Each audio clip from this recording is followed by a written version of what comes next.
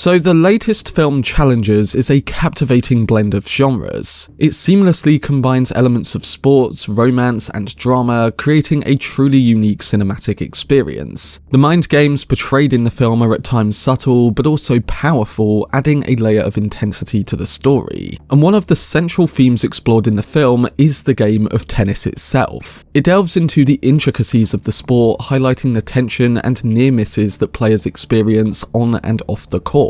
Luca Guadagnino is mostly known for the sensual gay love story Call Me By Your Name, featuring Timothée Chalamet, which successfully subverted audience expectations. And through his numerous films, he has been instrumental in launching young actors into the global spotlight. In Challengers, Guadagnino is now propelling Zendaya's charisma. During the climactic tennis match, she is seated right in the middle of the stands, turning her head to observe each man on either side of the court, and initially becoming the focal point of desire. The director made it clear in interviews for the film that he wanted to reflect the profound intimacy in the act of trying to get the ball just past your opponent, and we cut between intense matches and the twisting nature of love off the court too. So ultimately, Challengers gets into the understated mind games of three central characters, and it leaves us questioning whether the motives of each of them are actually authentic. When it comes to the love dynamic in Challengers, we learn a good amount about all three characters and get an idea of how their web connects and disconnects over the course of the film. Zendaya's Tashi Duncan is not just any ordinary budding tennis star,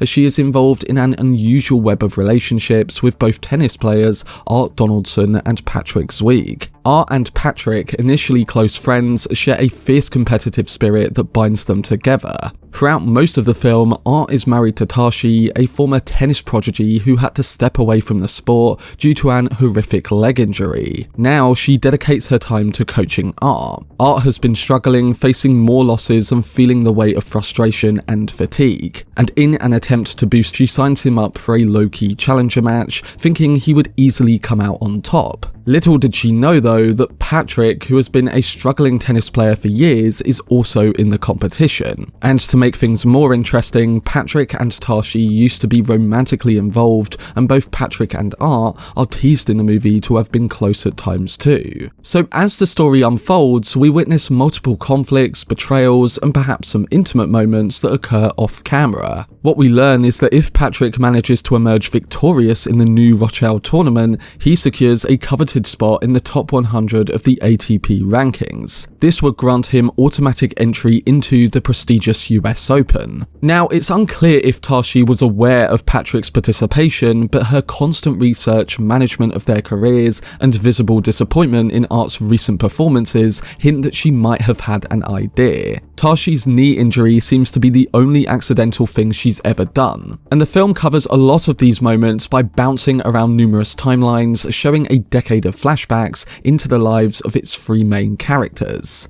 Coming to those flashbacks, it's in these scenes that we get an unravelling of the intense drama at play. We are transported back in time to witness the victory of a young Art and Patrick, who triumphantly clinched the doubles title at the US Open Junior Championships in 2006. While Patrick may be the more skilled player, Art agrees to let him win their upcoming singles match the following day. However, their attention is soon captivated by the mesmerising Tashi, who impressively secures her own juniors title with powerful grunts. Intrigued by her, the boys flirt with Tashi at her party and invite her to join them in their hotel room later. They don't think that Tashi will even consider turning up, but once she does, they share beer and things get intimate, but not in the obvious way. Patrick shockingly reveals that he taught Art self-pleasure, and in a surprising turn of events, Tashi leans back and watches on with a smirk as they both share a kiss. This takes another turn though, because after Tashi interrupts their intimate moment, she proposes a new wager. She will give her phone number to the winner of their match the following day. After doing so, she exits the room and claims that she doesn't want to be a homewrecker. And from here, it's suggested that this moment set up Art and Patrick to spend the entirety of their professional tennis careers vying for Tashi's attention. Patrick goes on to break his promise to Art, and he emerges victorious in the US Open match. When Art confronts Patrick about whether he did sleep with Tashi after his success, Patrick initially avoids a clear answer before revealing the next day that he did have a sexual encounter with her by mimicking Art's peculiar habit of placing the ball in the neck of his racket before serving. And this visual signification is also important come the very end of the movie. As time goes on, Tashi's romantic involvement with Patrick fades away, and it comes around the time that she faced that career-ending injury. In Patrick's absence, Art seizes the opportunity to make his next move on Tashi, and eventually Tashi and Art get married, have a kid, and she becomes his coach. So by this point, you'd think that they would have solidified their bond both on and off the court. But in Challengers, the romance between the three characters is not as straightforward as you would expect. In the film's up-to-date timeline, we see that Art has continuously fell off the pace when it comes to his tennis career. While a massive billboard showcases Tashi and Art as a tennis power couple, Art seems to have lost his spark and is continuously defeated in matches. As Tashi enrolled him in a Challengers tournament, she hopes that an easy victory may boost his confidence. But unexpectedly, Patrick reappears in the picture. He's now living a nomadic lifestyle, relying on dating apps to find temporary shelter with women. Tashi finds herself drawn to Patrick's rough charm, providing a stark contrast to Art's more polished image. And as the tournament draws near, tensions rise as all three of them realise that they will face each other on the court. Tashi makes a bold move by threatening to divorce Art if he loses,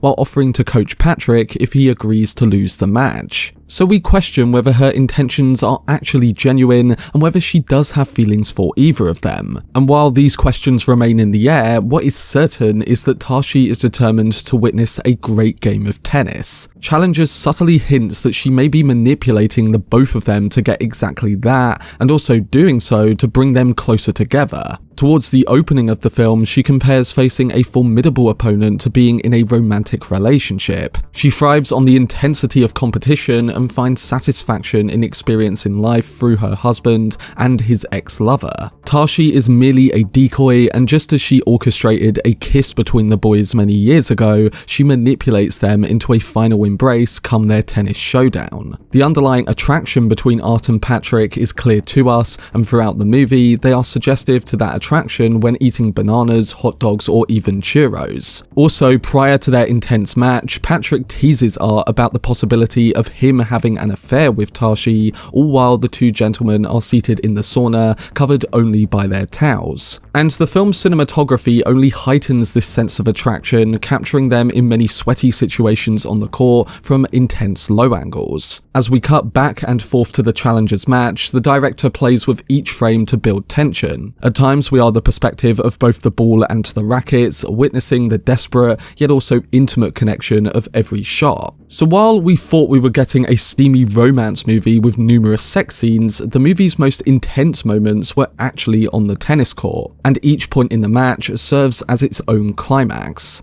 And this brings us to the ending of Challengers, what it all means when thinking about Art and Patrick's mutual attraction, as well as Tashi's role in this intricate trio. On the eve of the final match, a significant moment unfolds between Tashi and Patrick. After confessing to Art that she will leave him if he fails, Tashi reaches out to Patrick using the number he had given her earlier. While Art is sound asleep, she meets Patrick outside in his car and makes quite the surprising request. She asks him to intentionally lose the Challenger match. Her reasoning is that Art deserves to end his career on a high note, but that it will be difficult if he loses this seemingly insignificant game against Patrick. However, Patrick misinterprets her intentions and assumes she has come to be intimate with him. This leads into a heated argument between them, and Patrick reluctantly begins driving her back to her hotel. But as fate would have it, their emotions get the better of them and they supposedly end up having sex. We then cut to the final set of the match where the tension builds and things are about to be unveiled. In a crucial moment during match point, Patrick cleverly places the ball in the throat of his racket before serving, a clear reference back to Art's signature move that Patrick used to reveal his affair with Tashi earlier on. Looking smug across the court, Patrick's gesture sends a powerful message to Art, confirming that he has once again slept with his wife. And suddenly, Art comes alive. We don't get an answer to whether Art knows that Tashi had asked Patrick to throw away the game, but what is clear to us is that from this moment on, he feels a connection with his old partner on the opposite side of the court. In this complicated web of relationships, having an affair with Tashi becomes a way for Patrick to reignite the passion he truly desires, and that is the passion he has for Art. On the court, they exchange meaningful glances and the rallies of the match intensify. The tennis becomes athletic, the shots are more dramatic, and they sweat buckets together. The boys enjoy themselves, knowing that their connection goes beyond the boundaries of the court. Unlike at the start of the film where Tashi watches the match motionless, during the intense final rally, her head continues to turn. As the final shot lands on Tashi's face, a rare expression of elation replaces her usual unbothered glances. She has orchestrated a reunion between the two men and reignited their competitive spirits. But the outcome of their face-off remains a mystery, as does the state of Tashi's heart. We don't end the movie with a decisive match point, but rather we close on a mid-air hug at the net. This embrace brings the men together after a long match filled with longing looks and no contact. It's a hug that can be seen as both arousing and absurd, yet it's the fitting end for a film with on and off affection. If either of them had won, it would have been anticlimactic. And as we come to learn, Tashi is not the trophy they wanted. The hug serves as a clear indication that the two of them are in love together. So essentially, Challengers is about a woman who finds pleasure in orchestrating erotic encounters between the men who adore her. Tashi triumphantly screams "come on," just as she did when the two men first witnessed her play tennis back when they were teenagers. And while it looks like Art would go on to win the match, the winner is not revealed, nor is the point of it. The moment is about the heartfelt embrace and celebration of the love that we didn't think Art and Patrick would reclaim. For more videos on upcoming movie releases like Challengers, then subscribe to the channel and turn on your notifications. Also, if you enjoyed this video, remember to leave a like rating and follow me on social media via the links in the description. But anyway, I hope you guys enjoyed it. I've been Cortex, and as always, make some noise.